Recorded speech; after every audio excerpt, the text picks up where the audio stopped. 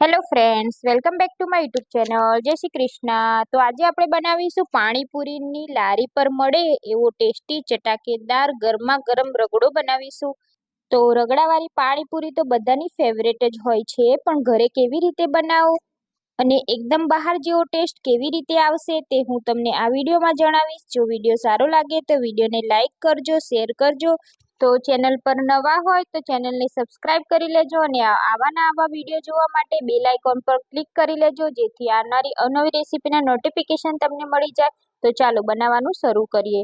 તો એના માટે મેં 1 કપ જેટલા જે પીળા વટાણા આવે છે તે લીધા છે. તેને મેં 7 થી 8 કલાક સુધી પલાળી દીધા હતા. તો હવે તેને બાફવા મૂકીશું. તો કુકરમાં આપણે વટાણાને એડ કરી દઈશું અને 1 ગ્લાસ જેટલું પાણી એડ કરી અને અંદર મીઠું એડ કરી દઈશું અને 5 થી 6 વિસલ આવે ત્યાં સુધી આપણે તેને બફાવા દઈશું. તો કુકરનું પ્રેશર ખતમ થાય પછી આપણે વટાણાને ચેક કરી લઈશું.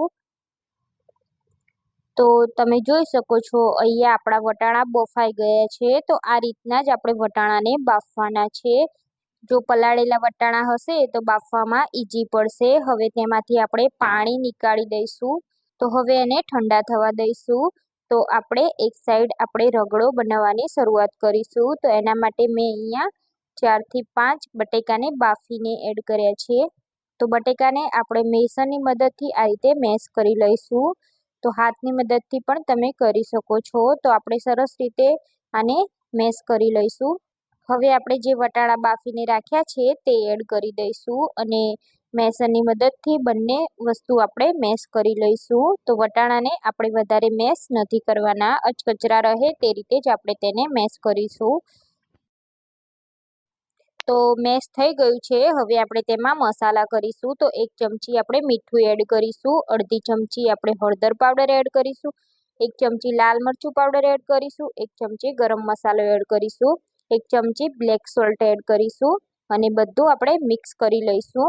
તો તમે મસાલા તમારા પ્રમાણે એડ કરી શકો છો. જો તમારે વધારે તીખું જોતું હોય તો તમે આમાં મરચાંનું પ્રમાણ વધારી શકો છો. તો આપણે રગડામાં સ્પેશિયલ ગ્રીન ચટણી એડ કરવાની છે, એટલે આપણે તીખાશનું પ્રમાણ અત્યારે માપમાં જ એડ કરીશું. તો આ રીતે આપણે સરસ રીતે બધું મિક્સ કરી લઈશું.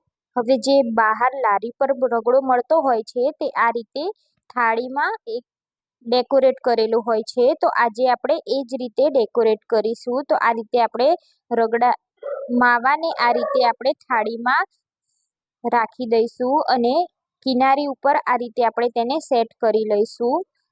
તો આ રીતે આપણે રગડાને આ રીતે ડેકોરેટ કરી અને આ રીતે સેટ કરી લેવાનો છે. તો આ રીતે કરેલું હશે તો આપણે રગડાને એકદમ સરળ રીતે ગરમ પણ કરી શકીશું અને ખાવામાં પણ ઈઝી પડશે. તો આ રીતે હવે આપણે કોથમીરથી ડેકોર કરી લઈશું. તમે આના ઉપર દાડમના દાણા, ડુંગળી પણ એડ કરી શકો છો. હવે આપણે એમાં કોથમીર અને મરચાંની પેસ્ટ એડ કરીશું. તો જ્યારે આપણે તીખું પાણી બનાવીએ અને ગાળી લઈએ ત્યારે જે પેસ્ટ વધે છે તે એડ કરવાની છે.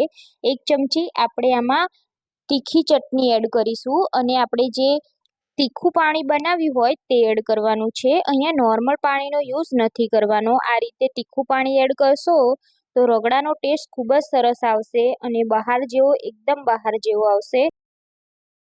તો આપણે જે વટાણા બાફતી વખતે જે પાણીને આપણે ગાળીને રાખ્યું હતું તે આપણે આ રગડામાં એડ કરીશું. એ પાણી એડ કરીશું તો રગડાનો ટેસ્ટ ખૂબ જ સરસ એવો આવશે. તો આ રીતે આપણે એ પાણી એડ કરી દઈશું. તો આમાં તમે તીખાશ પ્રમાણે મરચાંની પેસ્ટ એડ કરી શકો છો. તો ગેસની ફ્લેમ સ્લો રાખી આપણે રગડાને ગરમ કરવાનો છે. તો તમે આ રગડો બનાવી અને રાખી શકો છો અને જ્યારે ખાવાનો હોય ત્યારે આ રીતે ગરમ ગરમ સર્વ કરવાનો, તો જ રગડો સરસ લાગશે.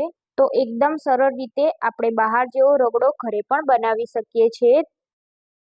તો આ રીતે તમે બનાવશો તો તમારો રગડો એકદમ લારી પર મળે તેવો બનશે. આમાં મસાલા થોડા વધારે કરશો તો તમારો રગડો એકદમ ચટાકેદાર બનશે.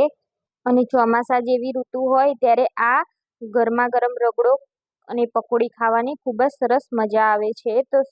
તો ગોળી પાણી અને તીખું પાણી કેવી રીતે બનાવવું એ હું આગળ વિડીયોમાં બતાવેલું છે, તો તમે ત્યાંથી પણ જોઈ શકો છો.